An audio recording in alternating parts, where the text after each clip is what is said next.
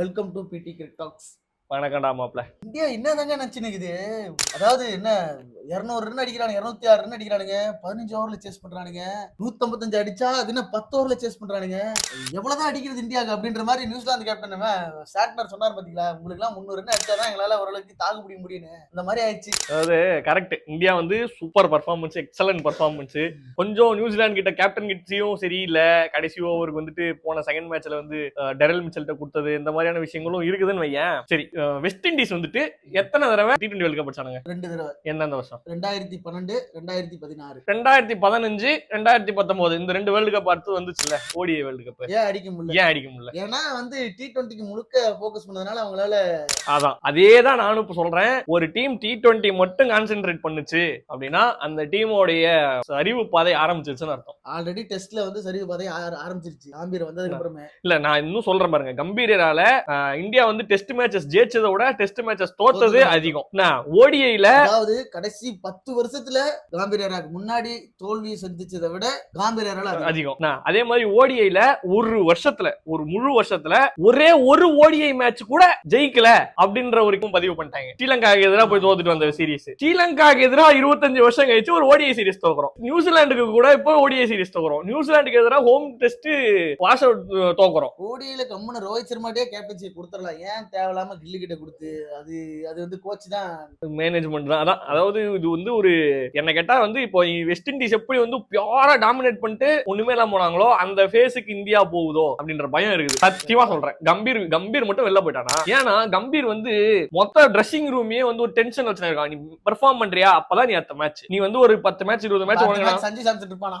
இப்ப நான் என்ன சொல்றது, தான் வந்தான் சிஎஸ்கேக்கு, அதுக்குள்ள பார்த்தா சொதப்புறான். நீ அதை விட விடு. இப்போ வந்துட்டு அபிஷேக் சர்மாவோட கோச் யாரு? யுவராஜ் இப்ப ஒரு கலாய்ச்சி விட்டுருக்காரு, ஒன்னால இன்னும் 12 பால்ல 50 போட முடியல, 14 பால் 50. அதுதான் வந்து இப்ப செகண்ட் ஃபாஸ்டஸ்ட் ஆஃப் செஞ்சுரி. அதே யுவராஜ் கிட்ட போயிட்டு கொஞ்ச நாள் வந்து கோச்சிங் பிராக்டிஸ் பண்ணிட்டு சஞ்சு வந்தான். 3 மேட்ச்ல ஒரு பெர்ஃபார்மன்ஸ் இல்ல, 10 மேட்ச் மட்டும் நல்ல ஸ்டார்ட் இருந்துச்சு. காரணம் வந்து எனக்கு தெரிஞ்சு ஏதாவது சூனியம் வச்சிருப்பான்னு நினைக்கிறேன். கில்லு ₹1 என்ன கட் பண்ணி போட்டானா? வீடியோ பாத்தீங்களா? 2-3 வீடியோ பார்த்தேன். இது கில்லு வந்து சூனியம் பண்ற மாதிரியும் என்னது இது? ஏதோ ₹1 என்ன கட் பண்ணி போட்டுருக்க, ரத்த கலர்ல ஏதோ இருக்கு. அடா பாவி, நான் தோக்கணும்னு கொல்லங்குடி காளியாத்தலுக்கு காசு வெட்டி போட்டுருக்கியாடா? இதோட நிறுத்தி இருக்கியா இல்ல எதுவும் சாவகவா இருக்க எடுத்துட்டு வந்திருக்கான்? அந்த வெள்ள சாவு அவுட் ஆவற மாதிரி. ஆனா இப்ப என்னன்னா திலக் வர்மா என்ன சொல்றாங்கன்னா, திலக் வர்மா வந்து இன்ஜூரி இருந்து வெளில வந்துட்டு இருக்கான். சோ திலக் வர்மா வந்துட்டா, திலக் வர்மா ஆட்டோமேட்டிக்கா இன்3லயும் இஷான் கிஷன் ஓப்பனிங்கும் போயிட்டா, சுப்பன் கில் இஷான் கிஷனுக்கும் சூனியம் வைப்பானா? லெஃப்ட் ஹேண்டர் ஓப்பனிங் இருக்கலாம்ன்றீங்களா? பெஸ்ட்ங்கறீங்களா? வேணான்றியா? சரி ஓகே. அதாவது நம்ம வந்து சூரியகுமார் யாதவோட ஃபார்ம் பத்தி ரொம்ப பேசணும்ல. இந்த முறை சூரியகுமார் வந்து நல்ல ஃபார்முக்கு வந்தாச்சு. சூரியகுமார் ஃபார்முக்கு வர ஒரே ஆளு ஃபோக்ஸ் தான். அந்த ஒரு நோ பால் அதுல மாறிச்சு மேட்ச், அவ்வளவுதான். அந்த மேட்ச் மாறதுக்கு அப்புறம் சூரியகுமார் யாதவ் ஃபார்முக்கு வந்துட்டான். ஃபோக்ஸ் யோயோ நாங்க 3 ஓவருக்கு 66 4 ஓவர் போட்டிருந்தா எனக்கு record 80 run 75 run record. Ashok திண்டாரா? இல்ல வேற யாரோ போடுங்க. ஓகே ப்ரோ, என்ன பாத்தீங்களா சிஎஸ்கே பிளேயர் சிஎஸ்கே ரத்தம் நேத்து என்ன தனி ஆளு சிங்கிளால வந்து செஞ்சுரி அடிச்சு தோத்துருச்சான். எனக்கு தெரிஞ்சு சிஎஸ்கே பாருங்க, அடுத்த தடவை அவன் தனியா தெரியும் பாருங்க. 156 57 தான் அடிச்சானுங்கல்ல, அதுல 101 ரன் ஒருத்தன் மட்டும் அடிச்சிருக்கான். ஒரு ரன்னுக்கு 2 விக்கெட் போயிடுச்சு. அதுக்கப்புறம் வந்து பொலன்னு போனதான். கடைசி 2 ஓவர் அவன் இருந்திருந்தானா 180 பேருக்கு கண்டிப்பா ஜெயிச்சிருப்பாங்க. மேட்ச் ஃபுல்லா பாத்தீங்களா? கடைசி ஓவர்ல அப்பயும் தோனி என்ன சொல்றாரு, க்ளோஸா மேட்சை கொண்டு போகணும். க்ளோஸ் எந்த மேட்ச் வந்தாலும் க்ளோஸா கொண்டு போவோம். T20 வேர்ல்ட் கப் நெருங்கிட்டு இருக்கு. யாரு ஜெயிப்பாங்க? ஏதாவது கணிப்பு ஏதாவது சொல்றீங்களா? சான்ஸ் அதிகம், இந்தியாவுக்கு சான்ஸ் அதிகம்ன்றீங்களா? நான் வந்து ஜெயிப்பாங்க தோப்பாங்கன்னு எனக்கு யாரும் தெரியல. Finals India versus south Africa. ஏன்னா இந்தியா நல்ல டீம் இருக்கு. சவுத் ஆப்பிரிக்கா இப்போ SA20 விளையாண்டு பயங்கர பெரேரா போயிட்டான். ட்ரிஸ்டன் சப்ஸ் கப் அடிச்சு குடுத்துட்டாங்க.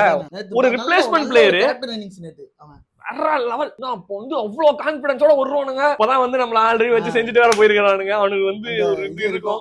ஆனா ஒரே ஒரு அண்டர் டாக் எப்பயுமே அவனை மறக்கூடாதுன்னு ஆஸ்திரேலியா. ரத்தம் வெறி, கிரிக்கெட்ன்ற வெறி. ஐசிசி டோர்னமெண்ட்னா அவன் எங்க இருந்து வருவானே தெரியாது, ஆனா வந்துருவான், ஜெயிச்சிருவான். அதே மாதிரி ஐசிசினா வந்து சொதப்புறாள் சவுத் ஆப்பிரிக்கா இந்த ஆஸ்திரேலியாவோட அடிச்சதுக்கு அப்புறம் ஓரளவுக்கு பரவாயில்ல வந்துட்டாங்க. சரி T20 வேர்ல்ட் கப் பண்றீங்க, ஸ்காட்லாந்து விளையாடுதான். ஆமா யாரா நீங்க ஷெட்யூல் மாத்த சொன்னாங்க. நாங்க வந்து இந்தியாவுல வந்து ஆட மாட்டோம் கிழிக்க மாட்டோம் அப்படின்னாங்க. அப்படியே தேவையில்லப்பா, நீ தேவையில்ல. ஏத்தி விட்டது யாரு? இந்த பாகிஸ்தானு. அவன் உசி பேத்துட்டு அவனும் அவன் அமைதியா இதாயிட்டான். ஹைலைட் என்னன்னா, நீ வந்து இது இந்தியா வந்து ரொம்ப பண்ணுது, நாங்களும் வந்து மேட்ச்ல கலந்துக்க மாட்டோம்னு அறிக்கை தான் விட்டான். பெரிய பின்னலை சந்திக்கு நீ மேட்ச் ஆட வரலைன்னா பெரிய பின்னலை சந்திப்புன்னு ஒரு வார்த்தை தான். அடுத்து ஸ்குவாடு அடுத்த நாள் ஸ்குவாடு வருது. இதுல வேற பயமுத்துறானுங்க பங்களாதேஷ். உங்களுக்கு வந்து 100 மில்லியன் வியூஸ் போயிடும். 100 மில்லியன் வியூஸ். சாமி, உங்ககிட்ட 100 மில்லியன் போன் இருக்குதா? உங்க ஊர்ல 100 மில்லியன் டிவி இருக்குதா? நீங்க அதெல்லாம் பேசலாமா? கரெக்ட். சாம்பியன்ஸ் டிராபி அதுல வந்து பாகிஸ்தான்ல நாங்க வர மாட்டோம், எங்களுக்கு யூஏல தனியா வைங்கினாங்க. அதனால இந்தியாவுக்கு வச்சாங்க. அது வேற பிரச்சனை. நீ இந்த பிரச்சனை உனக்கு இந்தியால அதே மாதிரி நாங்களும் ஆட மாட்டோம் இது மாட்டோம்னா போ, நீ கிளம்பு பாரு, போயிட்டு வா தம்பி, போயிட்டு வா. அதனால அவங்களுக்கு என்ன பின்னுலன்னு சொல்லு ப்ரோ. அதாவது ரெவென்யூ ஷேர் மாடல்னு சொல்லுவாங்க ப்ரோ. அதாவது ப்ராஃபிட்ல வந்து எல்லா போர்டுக்குமே ஒவ்வொரு அமௌண்ட் கொடுப்பாங்க. இப்போ வந்து பிசிசிஐ இல்லப்பா நீ வந்து இதுக்கு வரல, நான் உனக்கு ரெவென்யூ ஷேர் மாடலை கட் பண்றேன் அப்படின்னா, பங்களாதேஷ் கிரிக்கெட் போர்டோட ரெவென்யூ ஷேர் மாடல் போயிடுச்சுன்னா அதிகமாவே அவங்களுக்கு ரெவென்யூ வர்றது இந்தியா பங்களாதேஷ் சீரீஸ்ல. அது வந்து இப்போ போயிடுச்சுன்னா காலி. பைலேட்டரல் சீரீஸ் இல்லைன்னா கிரிக்கெட்டர்ஸ் யங் கிரிக்கெட்டர்ஸ்க்கு வந்து ஒரு மோட்டிவேஷன் இருக்காது. உனக்கு வந்து ஒரு டீம் வராது. நீ வந்து இப்ப 20-25 வருஷத்துக்கு பின்னாடி போயிட்ட. பங்களாதேஷ் ஏசியா கப் ஃபைனல் விளையாடக்கூடிய லெவலுக்கு இருந்த டீம் ஏசியா கப்லயே வரலன்னா என்ன நிலைமை? அவ்வளவுதான். அவனுக்கு பின்னாடி தூக்கி சொருகிட்டாங்க. அவனுங்களா ஏறி உட்காந்துக்கிட்டாங்க. முடிஞ்சது பங்களாதேஷ். அவ்வளவுதான். இதத்தான் பாகிஸ்தானும் பண்ணா. இல்லங்க அவன் அமைதியா ஐயா குடுக்கறத குடுங்கன்னு கேட்டு வாங்கிட்டு போயிட்டான். எப்படி நான் உசி பேத்து விடுவான். அவன் என்ன இருந்தாலும் அவனுக்கு தெரியும் நம்ம வந்து இந்த லிமிட்டுக்கு மேல நம்ம பண்ணக்கூடாது. சேர்ம வந்துருந்தா ஒன்னும் பிரச்சனை இல்லை. எல்லாம் தொடச்சு போட்டு அவ்வளவு அடி வாங்கி சோத்துல சேத்துல வந்து உன்னை உசி பேத்துட்டு இப்ப பாரு நீ போயிட்ட. இப்ப அவன் பாரு அவன் அடுத்து அவன் கோடர் வச்சு ஒரு டீம் இருக்கு. அதே மாதிரி பங்களாதேஷ் பிளேயர்ஸ் ஐபிஎல்ல பேன் பண்ணிட்டாங்க. ஆமா அவ்வளவுதான் முடிஞ்சு. நான் ஷகிப் அல் ஹசன், முஸ்தபிஸ் ரஹ்மான் மாதிரி விளையாண்டு நல்லா பணம் பார்த்துட்டு போனாங்க. நீங்க நத்துற பங்களாதேஷ் பிரீமியர் லீக் மொத்த காசு ஷகிப் அல் ஹசன் ஒரு ஆள் வாங்கிருக்கான், முஸ்தபிஸ் ரஹ்மான் ஒரு ஆள் வாங்கிருக்கான். உங்களுக்கு தேவையாடாது ஏன்டா டே யாருக்கிட்ட வந்து மாதிரிங்க. அவ்வளவுதான் முடிஞ்சு. பாய்.